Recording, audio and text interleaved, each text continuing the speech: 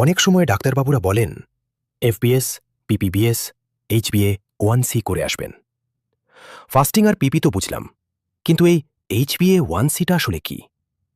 সহজ করে বলি, ফাস্টিং আর পিপি হল আজকের সুগারের ছবি, কিন্তু HbA1c হল গত 2 থেকে 3 মাসের সুগারের অ্যাভারেজ রিপোর্ট কার্ড।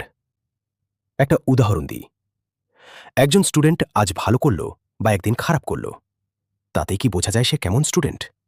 না, আসলও বিচার হয় অ্যাভারেজ দেখে।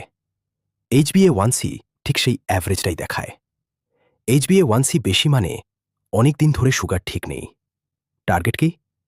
ADA গাইডলাইন অনুযায়ী ইয়াং ও হেলদি পেশেন্টদের ক্ষেত্রে HbA1c 7-এর নিচে, আর এল্ডারলি বা ফ্রেইল পেশেন্টদের ক্ষেত্রে 7.5 থেকে 8 পর্যন্ত অনেক সময় সেফার। আর কতবার করবেন?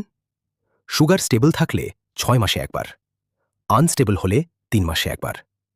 মনে রাখবেন, ফাস্টিং, পিপি আর HbA1c 3টাকেই একসাথে দেখলেই ডায়াবেটিস ঠিকভাবে বোঝা যায়।